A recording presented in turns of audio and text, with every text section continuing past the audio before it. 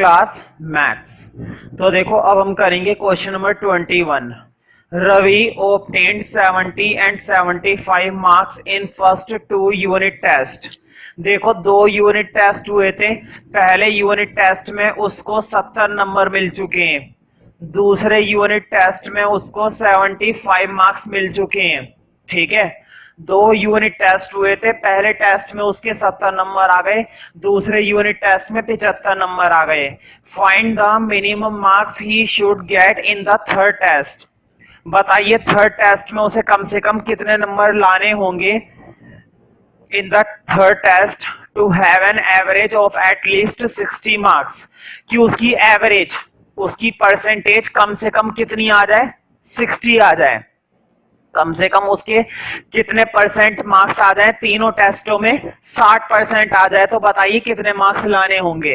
तो हमें नहीं पता ना तीसरे में कितने लाने होंगे, हम क्या मानेंगे कि वो तीसरे में कितने लाएगा, x लाएगा। ठीक है, तो लिखो let he should obtain x marks, है ना, कितने मार्क्स, x मार्क्स। अब लिखो अकॉर्डिंग टू क्वेश्चन। मुझे बताओ क्वेश्चन ने क्या बोला था कि एवरेज कितनी हो जाए, 60 हो जाए, परसेंटेज कितनी बन जाए, 60 बन जाए। उन्होंने तो बोला है 60, लेकिन परसेंटेज कैसे बनती है भाई, बोर्ड पे देखो परसेंटेज ऐसे ही तो बनती है। पहले सब्जेक्ट के मार्क्स, दूसरे सब्जेक्ट के मार्क्स, तीसरे सब्जेक्ट के मार्क्स अपॉन में टोटल 3। मुझे बताओ किसी भी चीज की एवरेज निकालते हैं तो कैसे निकालते हैं, उन मार्क्स का टोटल आता है ऊपर और नंबर ऑफ सब्जेक्ट आते हैं नीचे। तो सब्जेक्ट कितने हैं भाई, टेस्ट कितने हैं, 3, और तीनों सब्जेक्ट के अंदर जो जो मार्क्स उसके हैं वो मैंने डाल दिए। पहले सब्जेक्ट के क्वेश्चन ने बता रखे थे, दूसरे सब्जेक्ट के क्वेश्चन ने बता रखे थे, तीसरे के मैंने क्या मान लिया, x। और क्वेश्चन ने बोला है कि एवरेज कम से कम कितनी हो जाए, एवरेज कम से कम कितनी हो जाए, 60। मुझे बताओ एटलीस्ट का मतलब होता है कम से कम 60 हो जाए। तो क्या 60 से ज्यादा नहीं चल सकता, 70% आ गई तो बुरी बात है, 72 आ गई तो बुरी बात है, 61 आ गई तो क्या गलत बात है, नहीं। 60 से ज्यादा चल जाएगा ना, 55 आ गई तो 55 नहीं चल सकता, 60 से ज्यादा चल जाएगा और 60 भी चल जाएगा, लेकिन 60 से कम नहीं चल सकता। तो ध्यान रखना जब भी ये वाला साइन लगा हुआ होता है ना, एटलीस्ट, जब भी ये वाला साइन होता है एटलीस्ट, तो एटलीस्ट में तुम्हें ये वाली इनइक्वालिटी इस्तेमाल करनी होती है। एटलीस्ट में कौन सी वाली इनइक्वालिटी इस्तेमाल करनी होती है, ये वाली। इसका मतलब होता है या तो 60 या 60 से ज्यादा, है ना, या तो 60% लिया हो जैसे तैसे करके। तो बताओ अगर 65 आ गई तो क्या घर वाले नाराज हो जाएंगे या तुम्हारा नुकसान हो जाएगा, नहीं। 60 आना और 60 से ज्यादा आना दोनों चल जाएगा। तो देखो ये एवरेज एटलीस्ट कितनी हो, 60 हो, 60 हो और 60 से ज्यादा हो, दोनों ही बातें चलेंगी। तो मैंने ये वाला साइन लगा दिया। हमेशा ध्यान रखना जब भी एटलीस्ट वर्ड लिखा हुआ होगा, जब भी एटलीस्ट वर्ड लिखा हुआ होगा तो तुम्हें ये वाला साइन यूज करना है। अब तो देखो सिंपल बन गया है, ये इनइक्वालिटी सॉल्व कर देते हैं। मुझे बताओ ऊपर 70 और 75 कितने हो जाएंगे, 145। बताओ 3 इधर डिवाइड है, उधर जाके क्या हो जाएगा, मल्टीप्लाई। ये 3 इधर क्या हुआ है, डिवाइड, उधर जाके क्या हो जाएगा, मल्टीप्लाई। तो 3 60 के साथ मल्टीप्लाई होएगा तो 180, और 145 इधर माइनस हो जाएगा, 180 में से 145 गए भाई, ये बचेंगे 5, 7 में से 4 3। इसका मतलब ये हुआ कि उसे तीसरे यूनिट टेस्ट में कम से कम कितने नंबर लाने पड़ेंगे, 35 नंबर। अगर उसके 35 से ज्यादा आ गए या फिर उसके 35 ही आ गए तो उसकी परसेंटेज 60 बन जाएगी, नहीं तो नहीं बन पाएगी। तो लिख दो therefore he should obtain 35 marks in third test, है ना। हाँ 35 से पहले एक वर्ड लिख देना एटलीस्ट, कम से कम, है ना, ज्यादा भी चल जाएगा। 35 लाए या 35 से ज्यादा लाए, दोनों में बात बन जाएगी। ठीक है, तो देखो कितना आसान सॉल्यूशन था। इसी तरह से हमारा क्वेश्चन नंबर 22 है। अभी क्या बोला था, 3 यूनिट टेस्ट बोले थे। नेक्स्ट क्वेश्चन में 5 यूनिट टेस्ट है, मतलब 5 सब्जेक्ट बताए गए हैं, बस काम यही करना है।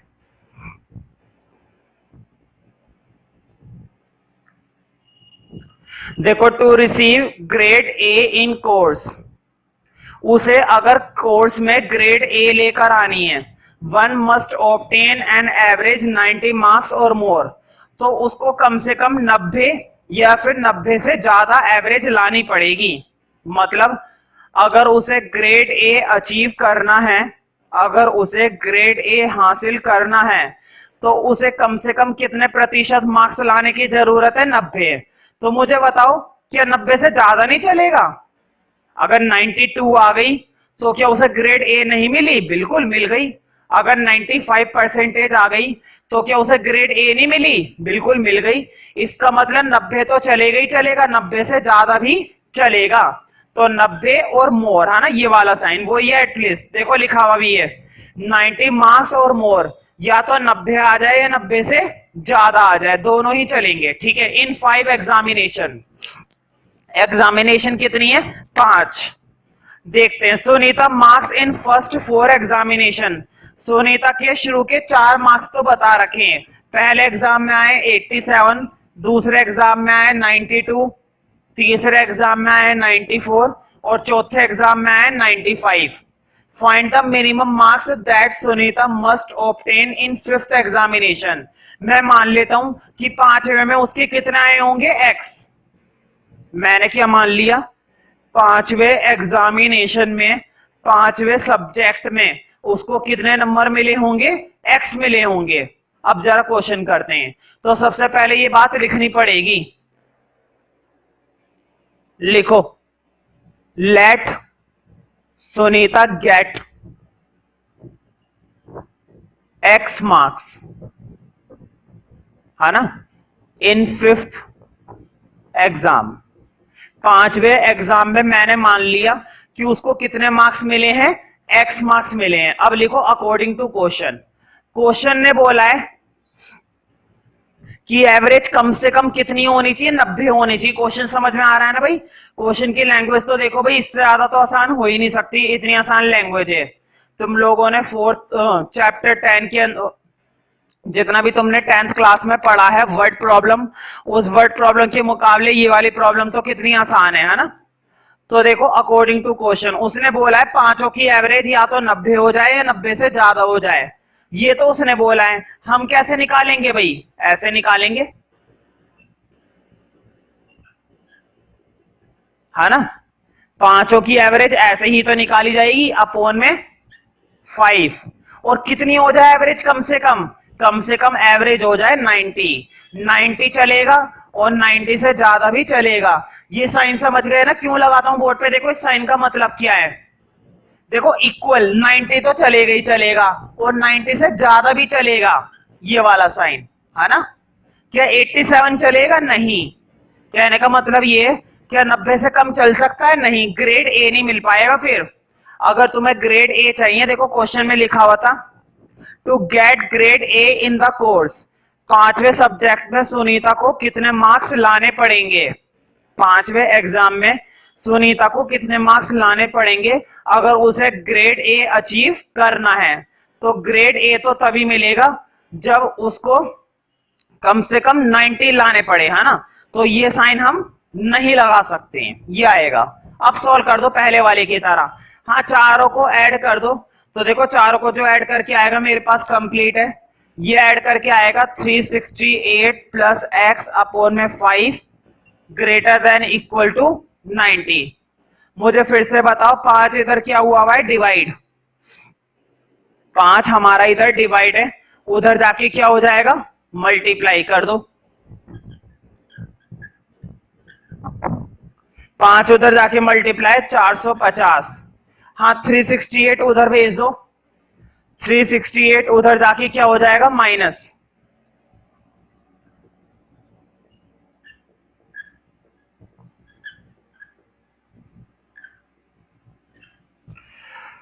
तो माइनस करके कितना आएगा, 10 में से 8, 2, 14 में से 6, 8। ठीक है, तो उसे कम से कम 82 मार्क्स लाने पड़ेंगे अगर उसे ग्रेड ए अचीव करना है। ठीक है, इससे कम में बात नहीं बनने वाली। अगर उसे ग्रेड ए अचीव करना है तो उसे 5वें एग्जाम में कम से कम 82 मार्क्स, 82 मार्क्स लाने ही पड़ेंगे, बिना इसके तो गड़बड़ होगी ही होगी। नेक्स्ट क्वेश्चन देखते हैं, क्वेश्चन नंबर 23।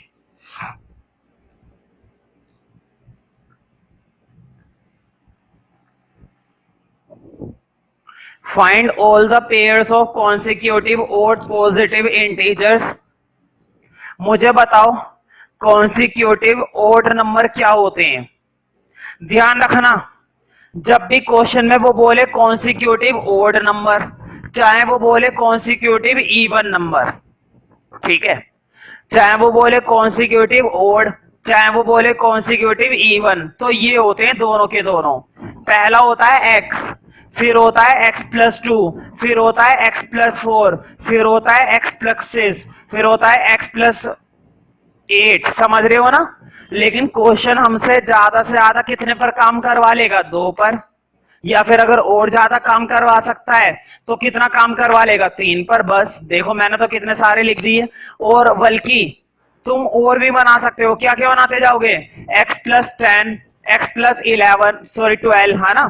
तो देखो तुम इस तरह से लिखते चले जाओगे। ये होते हैं हमारे कॉन्सिक्यूटिव ऑड नंबर या फिर कॉन्सिक्यूटिव इवन नंबर। चाहे वो इवन बोले तब भी यही रहते हैं, चाहे वो ऑड बोले तब भी यही रहते हैं, ये नहीं बदलते।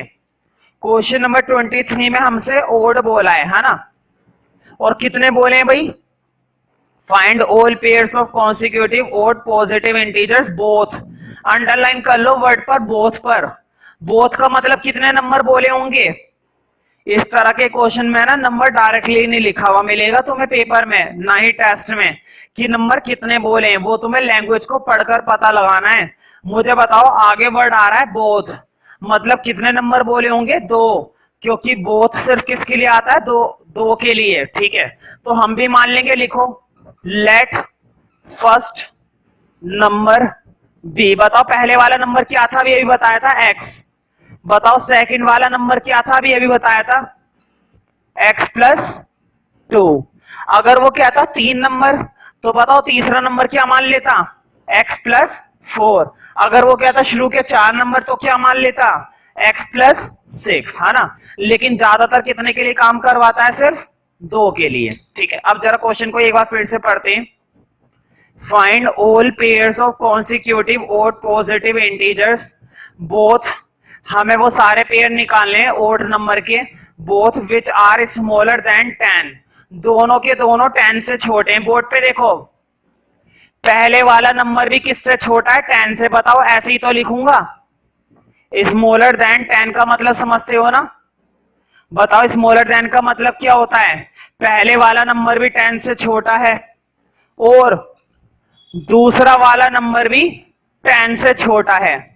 मुझे बताओ, पहले वाला नंबर भी 10 से छोटा रख लिया, बताओ छोटा ऐसी तो करते हैं। अगर वो कहता कि दोनों के दोनों नंबर 10 से बड़े हैं तो मैं ये लिखता। उसने बोला है दोनों के दोनों नंबर 10 से छोटे हैं, तो मैंने क्या लिखा है, लेस देन 10। और इधर भी क्या लिखा है, लेस देन 10। देखो इधर तो सोल्व हो नहीं सकता, इसमें क्या सोल्व करोगे, इधर हो सकता है, 2 इधर भेज दो। ये काम है ना, करके रख लिया करो पहले से ही, क्योंकि इसकी जरूरत पड़ती है बाद में। मैंने 2 को उधर भेज दिया और 10 में से 2 माइनस करके x की वैल्यू क्या आ गई, लेस देन 8। अब जरा क्वेश्चन को आगे पढ़ते हैं। मैंने तो देखो यहां से सॉल्यूशन करना शुरू कर दिया है, अब आगे पढ़ते हैं। Such that their sum is more than 11। Board पे देखो, अब लिखना है अकॉर्डिंग टू क्वेश्चन। क्वेश्चन ने बोला है कि दोनों के दोनों नंबर 10 से छोटे थे, ठीक है। तो मैं यहां तक तो समझ में आ गया होगा, दोनों के दोनों नंबर मैंने किससे छोटे रख दिए थे, 10 से छोटे रख दिए थे। x को भी लेस देन 10 कर दिया था और x+2 को भी लेस देन 10 कर दिया था। लेकिन उसने एक चीज और बोली है कि दोनों का सम, दोनों नंबर का सम देखो लिखा हुआ है ना, such that their sum is more than 11। Board पे देखो, पहला नंबर और दूसरा नंबर, बताओ पहला नंबर ये था, है ना, दूसरा नंबर ये था, दोनों नंबर का सम कितने से ज्यादा बताया? 11 से ज्यादा। मुझे बताओ 11 से ज्यादा बोला है तो ये वाला साइन यूज करूं या 11 से ज्यादा बोला है तो ये वाला साइन यूज करूं? उसने बोला है दोनों नंबर का सम। देखो बोर्ड पे, पहले वाला नंबर दूसरा वाला नंबर, दोनों नंबर का सम, सम का मतलब होता है जोड़, दोनों नंबर का सम कितने से ज्यादा है? 11 से ज्यादा है। और ज्यादा तो तभी आएगा जब बड़ा वाला मुंह इस साइड करोगे। उन्होंने सम को बोला है कि 11 से ज्यादा है, तो मैंने दोनों का सम बनाया और किससे ग्रेटर कर दिया? 11 से। उन्होंने ये बोला था कि इन दोनों नंबर का सम 11 से मोर है, तो बताओ वो नंबर क्या है? तो अब हमें फाइंड आउट करने हैं नंबर। सॉल्व करते हैं, देखो कितना आसान है। ब्रैकेट तो लगाने की जरूरत ही नहीं क्योंकि बाहर प्लस है, -1 वाले में जनरली हम ब्रैकेट लगाते हैं ना। सॉल्व कर दो, बोर्ड पे देखो, x और x हो गया 2x, प्लस का 2 उधर चला जाएगा, 11 में से 2 गए 9। बताओ 2 इधर मल्टीप्लाई में इधर आके डिवाइड हो जाएगा।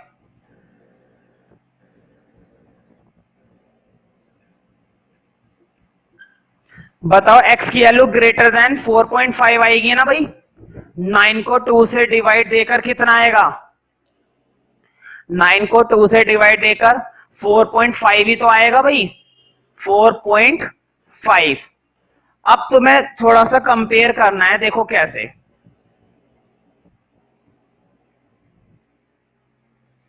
देखो ये कह रहा है कि x की वैल्यू 4.5 से बड़ी है, बताओ इसका मतलब यही तो है, x की वैल्यू 4.5 से बड़ी है।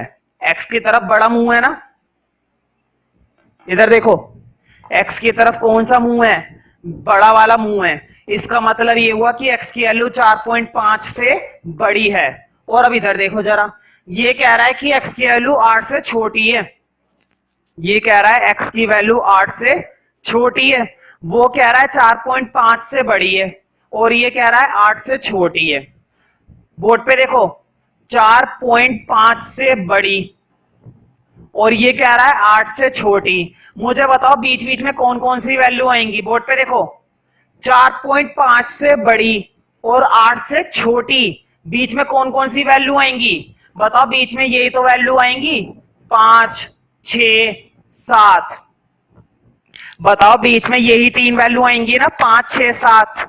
मैं इसमें से 6 लूंगा क्या? नहीं, 6 नहीं लेने वाला। क्यों? बीच में से 6 क्यों छोड़ूंगा? तुमने गौर करा क्वेश्चन में हमसे क्या बोला गया है? ओड। हम काम किसके लिए कर रहे हैं? ओड नंबर के लिए। और बीच में ये जो 6 आ रहा है, इस 6 को नहीं ले सकते क्योंकि 6 हमारा क्या है? इवन है।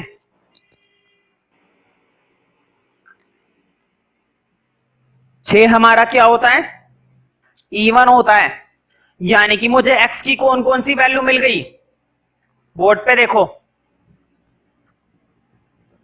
एक इनइक्वालिटी थी 8 से छोटी, और एक इनइक्वालिटी, बोर्ड पे देखो इधर, एक इनइक्वालिटी कह रही थी 4.5 से बड़ी लो और एक कह रही थी 8 से छोटी लो। तो हमने 4.5 से बड़ा और 8 से छोटा, बीच में कौन कौन से नंबर मिल गए? 5, 6, 7। मुझे बताओ, क्या 5, 6, 7 को ही तो लेंगे? 8 से छोटा बोला है और 4.5 से बड़ा बोला है, तो हमने ये ले लिया। बीच में कौन कौन से नंबर मिल गए x के? एक तो मिल गया 5, ठीक है, और एक मिल गया 7। x का एक नंबर तो मिल गया 5 और एक मिल गया 7। तुम कहोगे 6 को क्यों छोड़ा? तो ध्यान रखना, 6 हमारा इवन है इसलिए छोड़ दिया। हम काम कर रहे हैं ओड के लिए, ना कि इवन के लिए। अब मुझे बताओ, ये तो तुम्हारा पहला नंबर था, देखो बोर्ड पे, पहला नंबर मान रखा है ना x, दूसरा नंबर क्या है?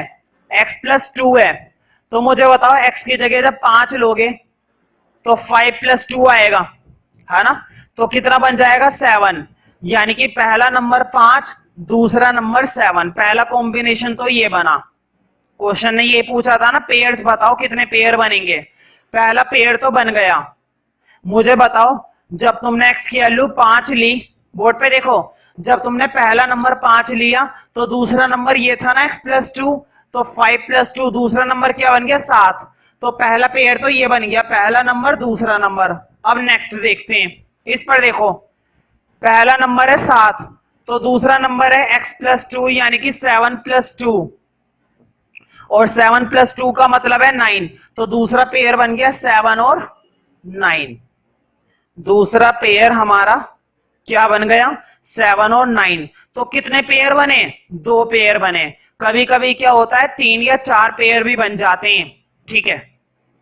तो हमें सारे पेयर निकालने पड़ते हैं, तो सारे पेयर हमें अक्सर निकालने की जरूरत पड़ जाती है। तो देखो नेक्स्ट क्वेश्चन बिल्कुल इसी टाइप का है, find all the pairs of consecutive even integer.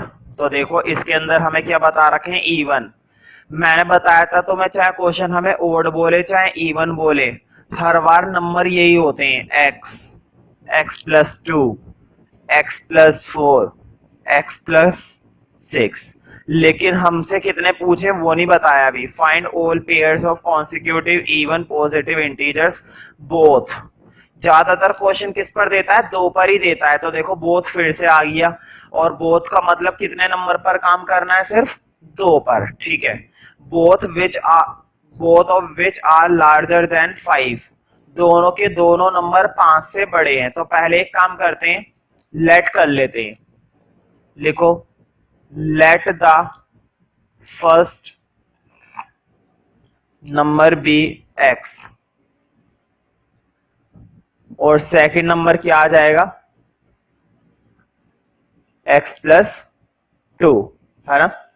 और दोनों नंबर किससे बड़े बताए थे, 5 से बड़े बताए थे। बोर्ड पे देखो पहला नंबर भी हमें किससे बड़ा बताया है, 5 से। देखो 5 से बड़ा साइन मैंने x की तरफ लगाया है ना, और दूसरा नंबर भी हमें 5 से बड़ा बताया गया था। तो देखो 5 से बड़ा है ना, तो 2 उधर जाके माइनस हो जाएगा, 5 में से 2 गए 3, मतलब 3 से बड़ा, ठीक है। अब आगे देखते हैं, such that their sum is less than 23। अब लिखो अकॉर्डिंग टू क्वेश्चन। क्वेश्चन ने बोला है कि दोनों नंबर का जो सम है वो 23 से कम है। बोर्ड पे देखो पहला नंबर ये है, दूसरा नंबर ये है, दोनों का जो सम आएगा, देखो दोनों का सम ऐसी तो करूंगा, दोनों का जो सम आएगा वो कितने से कम है, 23 से कम है। जब भी वो बोलेगा ना लेस देन, तो छोटा मुंह इस साइड करते हैं। जब भी वो बोलेगा लार्जर देन या ग्रेटर देन, तो हम बड़ा मुंह इस साइड करते हैं। तुमने देखा कि उसने बोला था दोनों नंबर 5 से तो बड़े हैं, जब उसने बोला था 5 से बड़े हैं तो मैंने बड़ा वाला साइन x की तरफ करा है, इधर भी देखो बड़ा वाला साइन x की तरफ करा है। और जब क्वेश्चन ने आगे की स्टेटमेंट में बोला है कि जो दोनों का सम है वो लेस देन है, तो मैंने दोनों का सम क्या दिखाया है, लेस देन 23। समझ रहे हो ना, इनइक्वालिटी समझ में आनी चाहिए।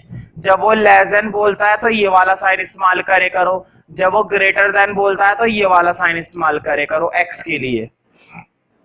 बाकी प्रैक्टिस करोगे उससे थोड़ा और क्लियर हो जाएगा। आप सॉल्व करते हैं इसको, देखो x और x हो जाएंगे 2x, पहले वाले की तरह। 2 उधर जाएगा, 23 में से 2 गए 21, x की वैल्यू आ गई 21 अपॉन में 2, यानी कि x की वैल्यू आ गई 10.5 से छोटी। बताओ इसका मतलब यही तो है, ये जो इनइक्वालिटी आई है 10.5 से छोटा ही तो आएगा। x की तरफ कौन सा साइन है, छोटा मुंह, इसका मतलब ये हुआ x की वैल्यू 10.5 से छोटी लेनी है। कितने से छोटी लेनी है, 10.5 से छोटी लेनी है। मुझे बताओ ये तो कह रहा है 10.5 से छोटी लेनी है, और ये कह रहा है 5 से बड़ी लेनी है। ये कह रहा है 5 से बड़ी लेनी है, और ये कह रहा है 10.5 से छोटी लेनी है। देखो बोर्ड पे 5 से बड़ी लेनी है 6, 7, 8, 9। क्या मैं 10 ले सकता हूं, बिल्कुल। क्या 11 ले सकता हूं, नहीं। 11 क्यों नहीं ले सकते, क्योंकि जरा इस वाली इनक्वालिटी पर गौर करो, ये कह रहा है 10.5 से छोटा, और ये कह रहा है 5 से बड़ा। ये कह रहा है 10.5 से छोटा लो, और वो कह रहा है 5 से बड़ा लो। तो क्या क्या ले सकता हूं, बताओ, क्या 5 ले पाऊंगा, बीच में मैं ये वैल्यू ले सकता हूं। मुझे बताओ बीच में इन वैल्यू के अलावा क्या कोई और वैल्यू बन सकती है? नहीं बन सकती है ना।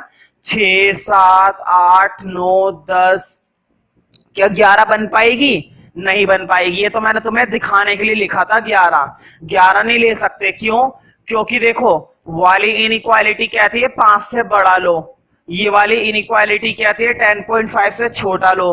तुम सोच रहे होंगे भैया फिर इस इनइक्वालिटी का क्या करोगे? बिल्कुल देखो, अगर तुम इससे बड़ा लेते हो 3 से बड़ा, मुझे मालूम है 3 से बड़े से लेते हो तो 4 भी आ जाएगा, 5 भी आ जाएगा, मुझे मालूम है। 3 से बड़ा लेते हो और 10.5 से छोटा लेते हो तो 3, 4, 5, 6, 7, 8, 9, 10 तक बनेगा, ठीक है। लेकिन क्या 4 और 5 उसके अनुसार बन पा रहे हैं? इसलिए मैंने इस इनइक्वालिटी को देखा ही नहीं। बोर्ड पे देखो, अगर तुम इस इनइक्वालिटी को भी कंसीडर करते हो, जरूरी नहीं है तुम्हें क्वेश्चन में जितनी इनइक्वालिटी दी जाए सभी को कंसीडर करो। तुम्हें कोई सी भी 2 इनइक्वालिटी सेलेक्ट करनी होती है और वो भी सही वाली जो करनी चाहिए। देखो, अगर तुम इस वाली इनइक्वालिटी को कंसीडर करते हो तो इसका मतलब है 3 से बड़ी वैल्यू, और 3 से बड़ी वैल्यू कहां से शुरू होंगी? 4 से, है ना। 4, 5, 6, 7, 8, 9, 10, क्योंकि ये कह रहा है 10.5 से छोटी, तो मैं 10 से ऊपर जा ही नहीं सकता। लेकिन क्या 4 और 5 इस इनइक्वालिटी के अकॉर्डिंग सेटिस्फाई हो रही है? नहीं हो रही, ठीक है। हाँ, लेकिन ये वाली वैल्यू तीनों इनइक्वालिटी से सेटिस्फाई हो रही है ना। अब मुझे बताओ, क्वेश्चन ने हमसे इवन के लिए काम करवाया था ना। देखो 5 से बड़ा और 10.5 से छोटा, तो इतनी सारी वैल्यू आ रही है, क्या सारी वैल्यू ले सकता हूं? नहीं। हमें इसमें से x की कौन कौन सी वैल्यू सेलेक्ट करनी है? सिर्फ इवन वाली। तो देखो, अब मेरे पास x की एक वैल्यू हो गई 6, x की एक वैल्यू हो गई 8, x की एक वैल्यू हो गई 10। तुम कहोगे भैया 7 और 9 क्यों छोड़ दिया? बिल्कुल 7 और 9 इसलिए छोड़ दिया क्योंकि क्वेश्चन ने हमसे काम करवाया है इवन कॉन्सिक्यूटिव इंटीजर्स के लिए, ना कि ओड। तो मुझे बताओ, ये तो पहला पहला नंबर आया है। अब मुझे बताओ सेकंड नंबर क्या माना था? x प्लस 2 ना। तो बताओ 6 प्लस 2 कितना हो जाएगा? 8। बताओ जो सेकंड नंबर था क्या वो x प्लस 2 नहीं मान रखा था स्टेटमेंट में? देखो अभी जो मैंने स्टार्टिंग में स्टेटमेंट मानी थी, मैंने लिखा था ना let the first number x, let the second number x plus 2। तो देखो पहला नंबर x 6 है, तो दूसरा नंबर x प्लस 2 कितना बनेगा? 6 और 8। तो पहला कॉम्बिनेशन बन गया 6 और 8। अब अगला देखो, पहला नंबर 8 है तो दूसरा नंबर क्या बनेगा? 8 प्लस 2 दैट इज 10। तो ब्रैकेट में लिखो 8 और 10, दूसरा पेयर मिल गया। अब तीसरा नंबर 10 है तो यहां पर बनेगा 10 प्लस 2 यानी कि 12। तो 10 पर मिल गया 12, ठीक है। तो इस चीज का जरूर ध्यान रखा करो कि, एक बात ध्यान रखना हमेशा, इस चीज का जरूर ध्यान रखना कि कभी कभी 2 पेयर आ जाते हैं, कभी कभी 3 पेयर आ जाते हैं, कभी कभी 4 4 5 5 पेयर आ जाते हैं। इससे पहले वाले क्वेश्चन में 2 ही पेयर आए थे, इस क्वेश्चन में कितने पेयर आ गए? 3, ठीक है। तो कोई दिक्कत नहीं है, आसानी से हो जाता है।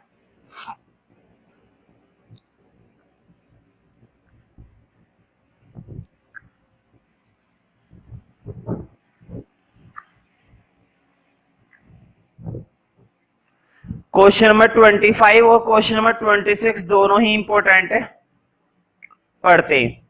The longest side of a triangle is 3 times the shortest side. Board पे देखो, क्वेश्चन ने बोला है कि जो लॉन्गेस्ट साइड है, ध्यान से सुनना मेरी बात को, इस तरह की वर्ड प्रॉब्लम तुम लोगों ने 10th क्लास में खूब करी होगी, लेकिन मैं फिर से एक बार फिर से समझाऊंगा। देखो, जो लॉन्गेस्ट साइड बताई है वो शॉर्टेस्ट साइड की कितने टाइम्स बताइए? 3 times.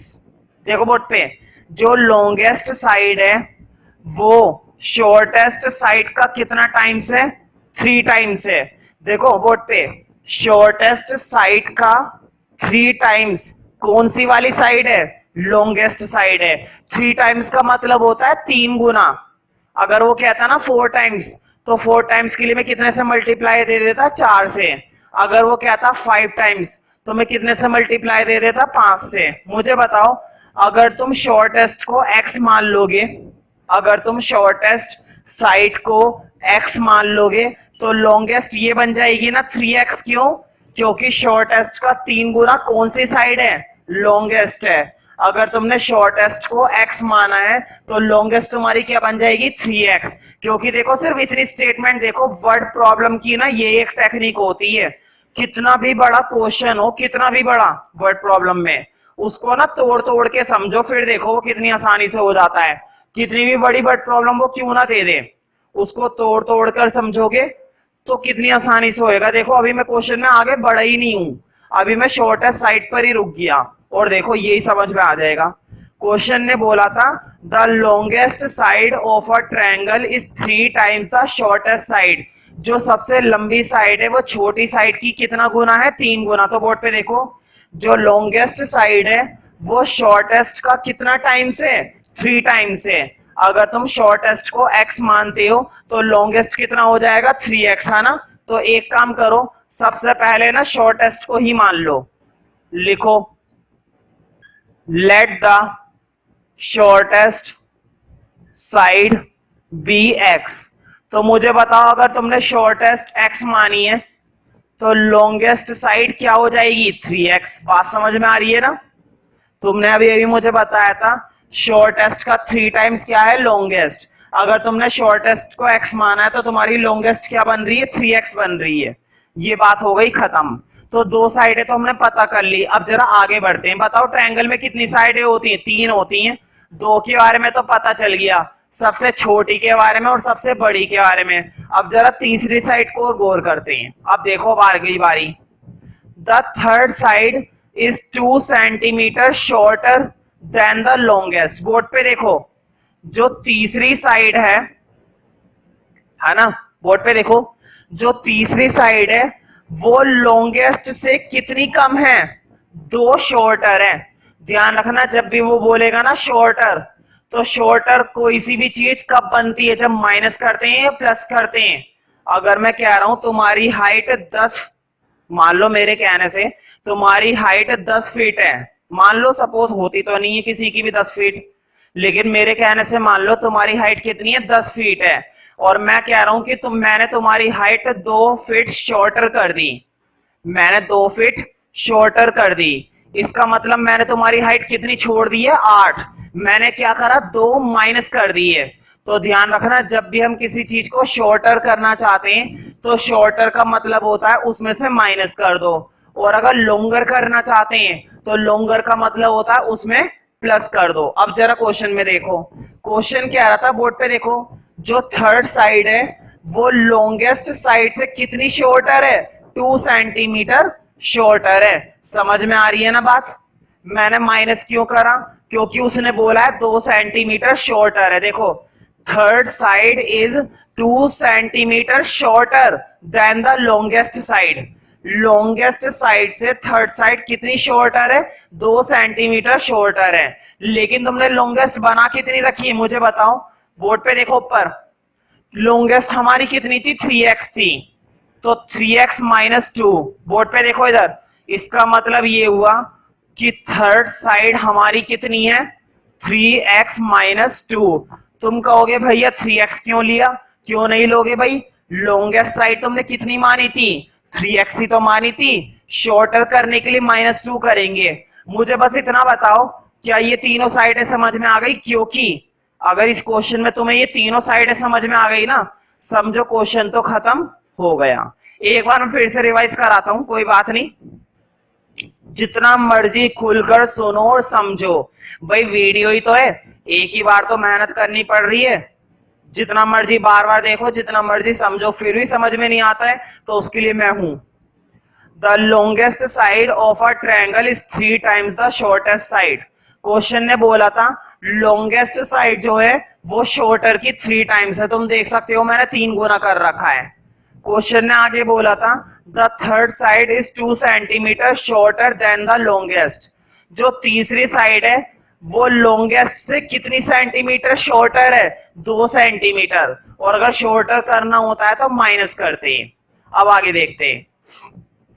If the perimeter of a triangle is at least 61 centimetre, मैंने बताया था एटलीस्ट।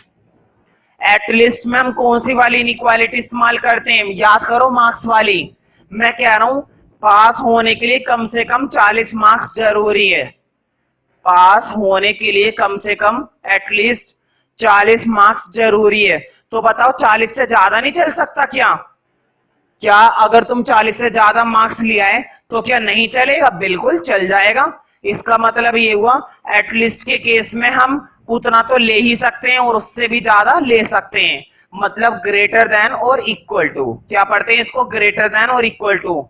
तो उसने बोला है कि पेरीमीटर कम से कम कितना हो जाए? 61 हो जाए। पेरीमीटर ट्रायंगल का कम से कम कितना हो जाए? 61 हो जाए। तो बताओ कम से कम का मतलब क्या होता है? 61 चलेगा और 61 से ज्यादा भी चलेगा। पेरीमीटर 61 हो जाए, 61 तो चलेगा ही चलेगा, लेकिन 65 भी चल सकता है, 70 भी चल सकता है ना? तो कम से कम का मतलब ये होता है, देखो पेरीमीटर तो उसने बोला है, लेकिन पेरीमीटर होता कितना है? तुम्हें मालूम है ना, किसी भी ट्रायंगल का पेरीमीटर क्या होता है? तीनों साइडों का सम। किसी भी ट्रायंगल के पेरीमीटर की जब हम बात करते हैं तो तीनों साइडों का क्या होता है? सम होता है। यही तो पेरीमीटर होता है भाई। ट्रायंगल का पेरीमीटर क्वेश्चन ने बोला है, बोर्ड पे देखो, ट्रायंगल का पेरीमीटर क्वेश्चन ने बोला है कि कम से कम कितना हो जाए? 61। समझ में आ गई ना इनइक्वालिटी कैसे बना दी मैंने? पेरीमीटर कम से कम कितना हो जाए? 61, 61। तो 61 से ज्यादा भी तो चल सकता है ना, कि 61 ही लोगे? बताओ क्या 55 चल पाएगा? नहीं भाई, 55 पे बात नहीं बनेगी, क्योंकि उन्होंने वर्ड लगा रखा है एटलीस्ट, और एटलीस्ट का मतलब होता है कम से कम 61 तो हो, 61 से ज्यादा नहीं होगा। ठीक है, कहते नहीं है कम से कम 35 नंबर तो ले आओ, कम से कम 35 नंबर तो ले आओ, पास हो जाओगे। अब 35 से कम लाओगे तो कैसे बात बनेगी? अब मुझे बताओ पेरीमीटर होता क्या है? तीनों साइडों का सम। देखो पहली साइड है x, दूसरी साइड है 3x, ये रही दूसरी साइड, और तीसरी साइड क्या है? ये रही 3x minus 2 greater than equal to 61। Solve कर दो। बताओ x, 3x और 3x, तो कितने x? बोर्ड पे देखो, 3x और 3x हो गए 6x, 6x और x 7x minus 2 greater than equal to 61। हम माइनस का 2 उधर जाके क्या हो जाएगा? प्लस का। तो मैं सीधा ऐड कर दूं भाई, 63 बनेगा। मुझे बताओ पूरा कट रहा है ना भाई? ये वाली लाइन तो हमारी पूरी कट रही है। और कितनी आ रही है भाई? ये आएगी तुम्हारी 9।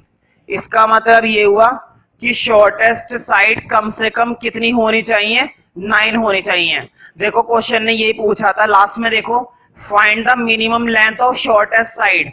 मुझे बताओ शॉर्टेस्ट तुमने x ही तो मान रखी थी, और x की वैल्यू कम से कम कितनी आई है? 9 आई है। तो लिख लो, लास्ट में एक लाइन लिखना, लिखो therefore minimum length.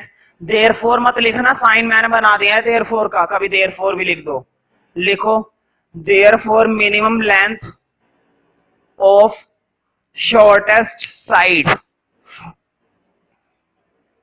therefore minimum length of